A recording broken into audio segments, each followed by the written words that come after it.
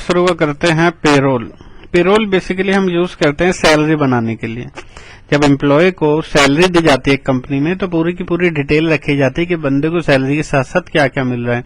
जैसे suppose PF कटता है उसका, या आने जाने का किराया जिसे हम बोलते हैं ट्रैवलिंग अलाउंस, या बोनस हो गया, या रहने का किराया जिसे बोलते हैं हाउस रेंट अलाउंस।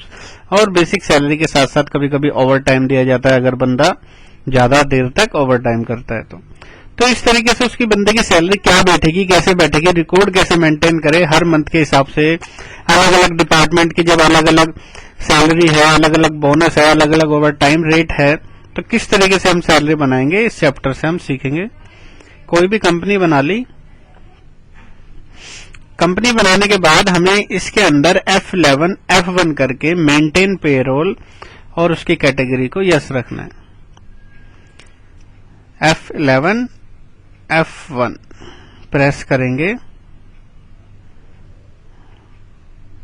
यहां पर हम देखेंगे कि जब यहां पे हम कॉस्ट प्रॉफिट सेंटर मैनेजमेंट में जाएंगे तो यहां पे लिखा है मेंटेन पेरोल और ये लिखा है कॉस्ट कैटेगरी यानी कि पेरोल की कैटेगरी। दोनों चीजों को क्या कर दिया, यस। पास करने के बाद जब हम एस्केप करके पेरोल इन्फो पे जाएंगे तो यहाँ पे बहुत सारी फीचर्स हैं, कम से कम 10 स्टेप हैं इसके, सबसे बड़ा चैप्टर है तो सारे स्टेप देखते हैं। सबसे पहले बनती है कैटेगरी। कैटेगरी में मैंने डाल दिया जैसे दिल्ली या मुंबई, जो भी कंपनी के ब्रांचेज हैं जो भी कंपनी की, वो हमने डाल दी कि दिल्ली और मुंबई में। अब दिल्ली में सारे के सारे सेल्स से रिलेटेड काम होता है और मुंबई में सारे के सारे मार्केटिंग से रिलेटेड काम होता है। तो मैं ग्रुप में जाके सबसे पहले दिल्ली में मैंने डाल दिया MKT मार्केटिंग डिपार्टमेंट। तो एक तो बना लिया हमने मार्केटिंग डिपार्टमेंट दिल्ली के अंदर। और दिल्ली के बाद जब हम ऊपर जाएंगे तो हमें ऐसे सिलेक्ट करके क्या लेना पड़ेगा, मुंबई में हमने बना लिया सेल डिपार्टमेंट। तो एक मार्केटिंग डिपार्टमेंट हो गया कंपनी का जो कि दिल्ली में है और मुंबई में है सेल डिपार्टमेंट। ये तो बात हुई कैटेगरी की और ग्रुप की। उसके बाद हम चाहें तो कितने मर्जी कैटेगरी बना सकते हैं, कितने मर्जी ग्रुप्स बना सकते हैं। बाद में बनाते हैं यूनिट्स। यूनिट्स के अंदर हम ओवर टाइम से रिलेटेड जैसे आवर्स, HRS, MINS मिनट्स, ये तो हम बना रहे हैं आवर्स मिनट्स क्योंकि हमें कंपाउंड बनाना है। कंपाउंड मतलब मिक्स, कि हम बताएंगे कि आवर्स में कितने मिनट होते हैं, 60 मिनट्स। तो जब तक ये पास नहीं करते तो ये स्टेटमेंट नहीं बनती। ये 3 चीजें बनाने के बाद, यानी कि अभी तक 3 स्टेप हो चुके हैं। जब 3 चीजें कर लेंगे हम, उसके बाद बनाएंगे हम अटेंडेंस के अंदर, प्रोडक्शन के अंदर उसका टाइप की एम्प्लॉय को यहां से क्या मिलता है। अगर वो ज्यादा से ज्यादा आवर्स देगा कंपनी को, उसे क्या मिलेगा, और ओवर टाइम जो मिलेगा वो मिलेगा प्रोडक्शन के आधार पर, जो कि वो करेगा 1 घंटे में, यानी कि 1 घंटे का ओवर टाइम, 2 घंटे का ओवर टाइम, उसके अकॉर्डिंग। ये पास कर दिया। तो अभी 4 स्टेप हो चुके हैं। 5वां स्टेप है पे हेड, यानी कि वो सारी की सारी चीजें जो एम्प्लॉय को मिलती है। सबसे पहले एम्प्लॉय को मिलेगी बेसिक सैलरी, ये तो मिलती है जो कि उसका हक है। तो ये अर्निंग है एम्प्लॉय के लिए, कंपनी की तरफ से फिक्स सैलरी होती है। डायरेक्ट एक्सपेंसेस क्योंकि एम्प्लॉय की मेहनत होती है ये, इसे डालेंगे यूजर डिफाइन, कि हम खुद इनपुट करवाएंगे कि इस बंदी की सैलरी 18 है, 17 है, 15 है, कितनी है। उसके बाद बाकी की चीजें कैलकुलेट होती हैं। जैसे हमने ले लिया HRA क्या है, अर्निंग है, ये भी फिक्स है। ये इनडायरेक्ट है क्योंकि कंपनी को ये अलग से देना पड़ता है। तो ये यूजर डिफाइन ना करके कंप्यूटेड ले रही, क्योंकि ये ना बेसिक सैलरी के आधार पर निकलेगी। 10%, 15%, 20%, वो तो कंपनी का रूल है कि कितने देती है। तो यहाँ ऑन स्पेसिफाइड फॉर्मूला, और यहां से क्या ले लेंगे हम, बेसिक सैलरी, क्योंकि किसके आधार पर निकलेगी, बेसिक सैलरी के आधार पर। सपोज 10% कंपनी देती है तो हमने 10% डाल दिया। आने जाने का किराया यानी कि ट्रैवलिंग अलाउंस, जो कि कंपनी के लिए भी अर्निंग है, फिक्स है, कंपनी एम्प्लॉय को दे रही है, एम्प्लॉय के लिए अर्निंग है। इनडायरेक्ट एक्सपेंसेस, ये भी क्या ले लेंगे, कंप्यूटेड वैल्यू, फॉर्मूले के आधार पर, जिसमें बेसिक सैलरी के आधार पर मिलेगी। सपोज कंपनी 15% देती है आने जाने का एम्प्लॉय को, तो HRA हो गया, TA हो गया, एक PF, ये मिलता नहीं है एम्प्लॉय को, ये अर्निंग नहीं, तो डिडक्शन ले लेंगे, डिडक्शन फ्रॉम एम्प्लॉय। और एम्प्लॉय के लिए लायबिलिटी होती है क्योंकि वो देगा उसका पैसा कटेगा पीएफ का। कंप्यूटेड वैल्यू ले लिया, ये भी फॉर्मूले के आधार पर, जिसमें हमने ले लिया बेसिक सैलरी के आधार पर, उसका 3% कटता है सैलरी का। ओवर टाइम ले लिया, ये भी उसकी सैलरी का पार्ट है। ओवर टाइम अर्निंग ये फिक्स नहीं है, ये कम ज्यादा हो सकता है, अगर उसने ज्यादा घंटे करे तो ज्यादा, नहीं तो कम। तो ये डायरेक्ट ही है उसके लिए। यहां से ले लेंगे हम क्या, ऑन प्रोडक्शन, क्योंकि ये प्रोडक्शन के हिसाब से मिलेगा। एक ले लिया हमने बोनस, तो बोनस मंथली मिलता है, अर्निंग है, ये भी कम ज्यादा हो सकता है, कंपनी कर सकती है, ये भी इनडायरेक्ट है, कंपनी को देना पड़ता है एम्प्लॉय को। ये ले लेंगे फ्लैट रेट। फ्लैट रेट का मतलब है मंथली हम ये देंगे। अब इस तरीके से हमने कुछ अलाउंस बनाने के बाद, जो पे हेड बना दिया उसके बाद हम सैलरी डिफाइन करेंगे कि किस डिपार्टमेंट को कितना ओवर टाइम और कितना बोनस मिलना चाहिए, क्या क्या मिलना चाहिए।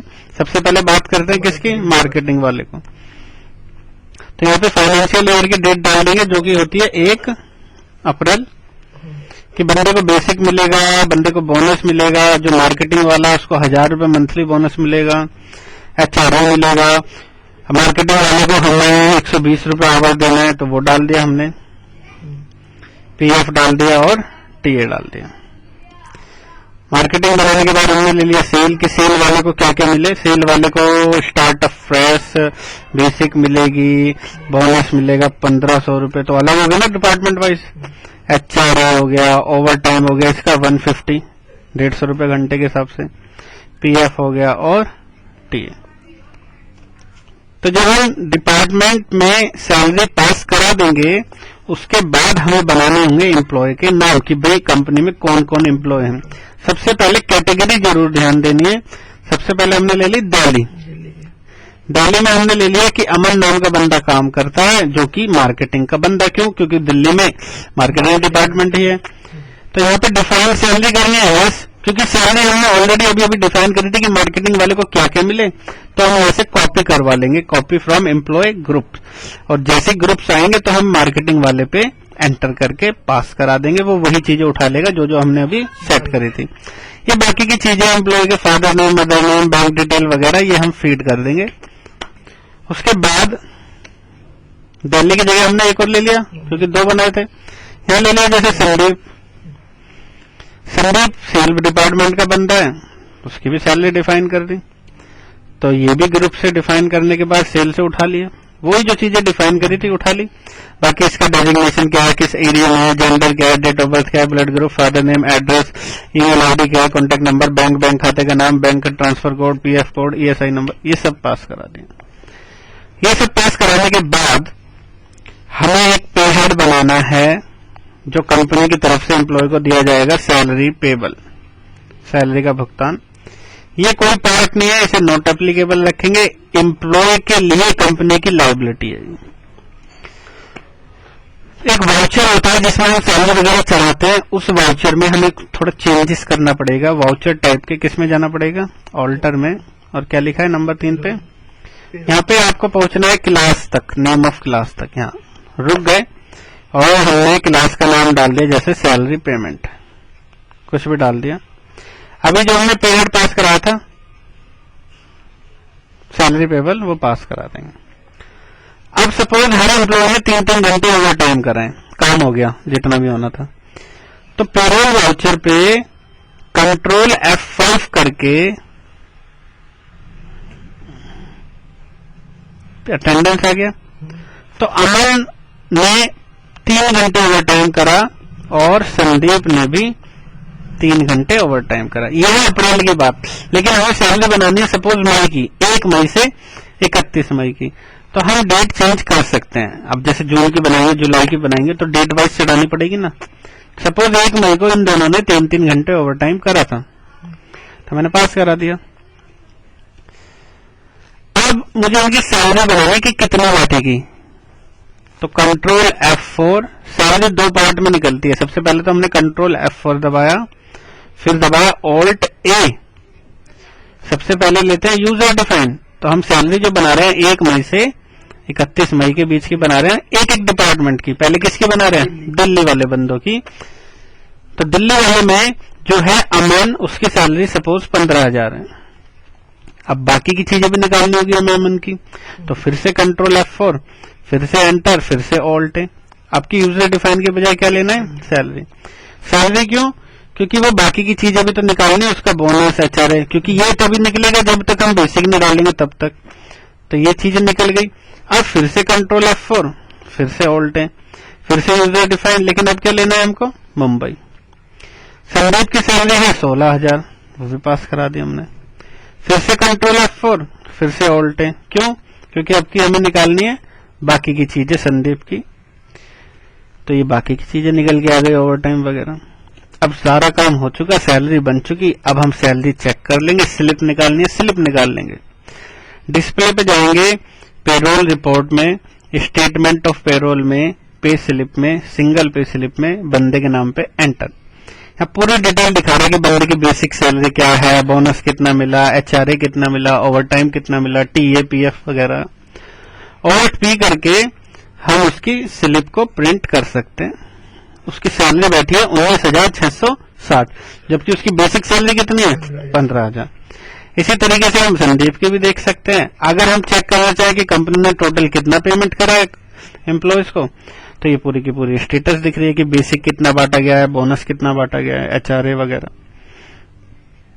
और कितना भी कंपनी के बंदे हैं उनके नाम चढ़ा देंगे, ग्रुप चढ़ा देंगे। इस तरीके से हम सभी बंदों की सैलरी निकाल लेंगे। हाँ बस।